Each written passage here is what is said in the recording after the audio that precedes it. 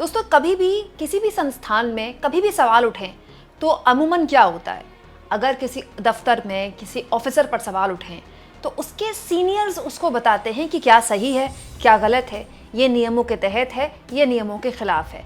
अब चुनाव आयोग के साथ यही हो रहा है। ज्ञानेश कुमार और राजीव कुमार यानी कि मौजूदा मुख्य चुनाव आयुक्त और पूर्व मुख्य चुनाव आयुक्त, दोनों पर जिस तरह से राहुल गांधी ने अटैक किया, खास तौर पर राजीव कुमार पर, पूर्व मुख्य चुनाव आयुक्त राजीव कुमार अटैक के ज्यादा केंद्र में हैं। क्यों? क्योंकि एक्चुअली में उन्हीं के अंतर्गत लोकसभा चुनाव हुआ और लोकसभा चुनाव के दौरान की ही पूरी स्क्रूटनी राहुल गांधी ने की है।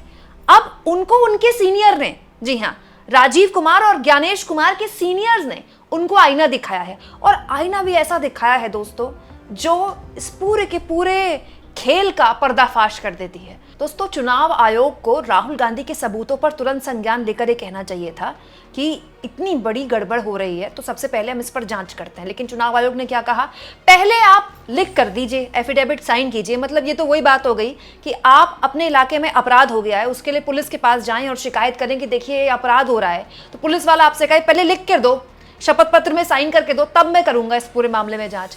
लेकिन ये चुनाव आयोग ने कर तो दिया है, लेकिन उनके अपने पूर्व सीनियर उनको आईना दिखा रहे हैं। दोस्तों पूर्व मुख्य चुनाव आयुक्त हैं ओपी रावत, मतलब ओपी रावत साहब भी देश के मुख्य चुनाव आयुक्त रह चुके हैं। उसी सीट पर जिसमें राजीव कुमार कभी बैठे थे, उसी सीट में जिसमें ज्ञानेश कुमार अभी बैठे हैं, उसमें ये बैठे हुए थे। और इन्होंने इस पूरे मसले को लेकर टेलीग्राफ से बात करते हुए कहा है, जब मैं वहां था हमारी नीति ये थी कि अगर किसी भी पार्टी का कोई वरिष्ठ पदाधिकारी कोई आरोप लगाता है तो हम स्वतः उसकी जांच करते हैं और तथ्य आम आदमी के सामने रखते हैं ताकि व्यवस्था में विश्वास बना रहे। हमने उनसे यानी कि पार्टियों से ये नहीं कहा कि वे पहले हमसे शिकायत करें।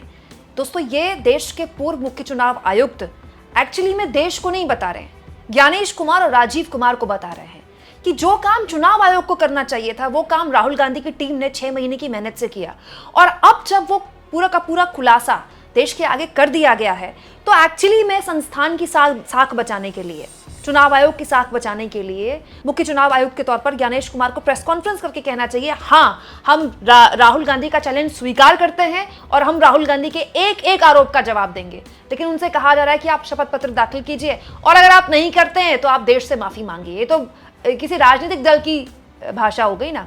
यही नहीं दोस्तों, राहुल गांधी को पूर्व आईएएस से भी सपोर्ट मिला है। दोस्तों ये हैं संजीव गुप्ता, ये 1985 बैच के आईएएस हैं, हिमाचल प्रदेश कैडर के। दोस्तों इन्होंने इस पूरे मसले को लेकर बहुत ही तीखी आलोचना की है चुनाव आयोग की, ये कहते हुए कि राहुल गांधी का खुलासा करते ही जिस तरह से अलग अलग राज्यों के चुनाव आयोग के अधिकारियों ने कहना शुरू कर दिया कि राहुल गांधी शपथ पत्र दें, एफिडेविट दें, ये बताता है कि ये जो पूरा पोस्ट है ये पहले से ही बना दिया गया था। मतलब चुनाव आयोग पहले से ही इस जवाब के लिए तैयार था। राहुल गांधी की प्रेस कॉन्फ्रेंस से पहले ही ये बोला है संजीव गुप्ता ने, जो कि खुद एक आईएएस रह चुके हैं। इसके अलावा दोस्तों संजीव गुप्ता बहुत कड़ी आलोचना करते हैं चुनाव आयोग की कि डिजिटल इंडिया के दौर में, एक ऐसे दौर में जब बहुत पहले चुनाव की पूरी प्रक्रिया डिजिटलाइज हो चुकी है, आखिर मैनुअल कॉपी क्यों दी जा रही है?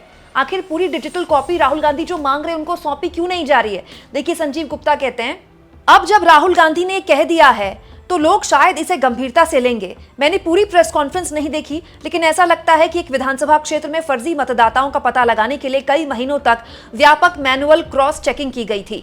डिजिटल डेटा से भी यह नतीजा शायद 5 मिनट में मिल जाता। मतदाता सूची नियमावली 2023 में एक दिलचस्प प्रावधान लाया गया है। 2016 में टेक्स्ट पीडीएफ की बजाय वेब पर ड्राफ्ट मतदाता सूची की इमेज पीडीएफ पेश की गई थी। क्या चुनाव आयोग इसके लिए कोई ठोस कारण बता सकता है? आम जनता तक आंकड़े पहुंचाने में इतनी हिचकिचाहट क्यों? चुनाव आयोग के संबंधित अधिकारियों के पास इसका कोई जवाब नहीं। शायद मुख्य चुनाव आयुक्त ज्ञानेश कुमार ही इसका जवाब दें।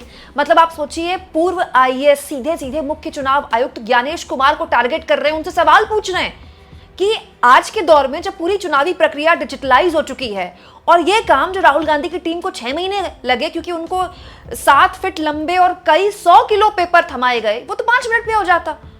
तो फिर ज्ञानेश कुमार ये पूरा डेटा देश को क्यों नहीं देते? और मैं तो बार बार कह रही हूँ दोस्तों, ज्ञानेश कुमार को, देश को, राहुल गांधी छोड़िए, अपनी वेबसाइट पर पूरा डेटा डाल देना चाहिए।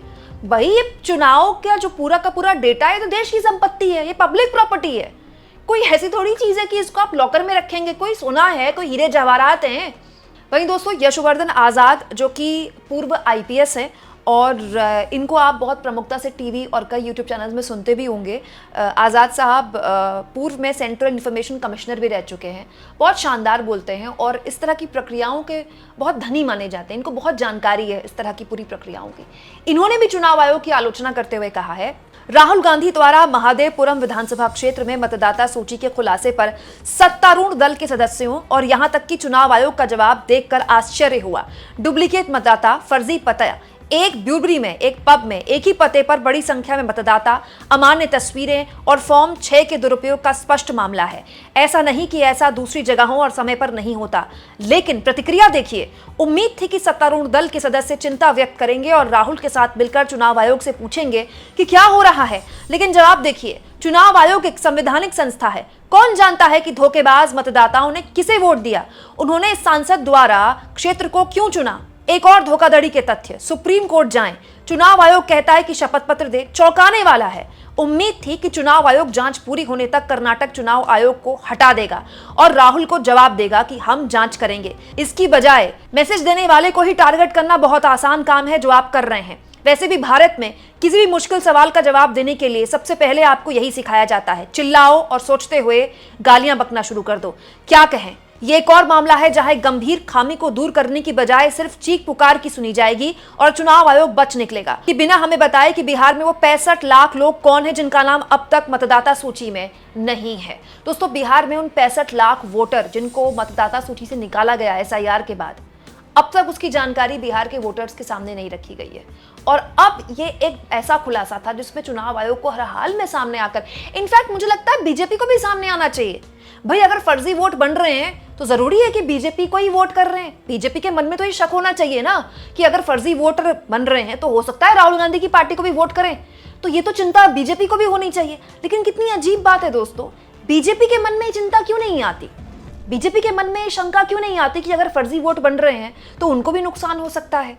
आप इस मुद्दे पर क्या सोचते हैं दोस्तों? पूर्व आईएएस, पूर्व आईपीएस, पूर्व मुख्य चुनाव आयुक्त जिस तरह से चुनाव आयोग को आईना दिखा रहे हैं, पूरे सिस्टम पर सवाल खड़े कर रहे हैं, इससे ज्यादा गंभीर और चिंता वाली बात और क्या होगी? कमेंट बॉक्स में जरूर लिखें और जितना हो सके चैनल को शेयर भी करें दोस्तों, सब्सक्राइब भी करें। और एक एक वीडियो के लिए मैं बहुत मेहनत करती हूँ, मेरी टीम बहुत मेहनत करती है।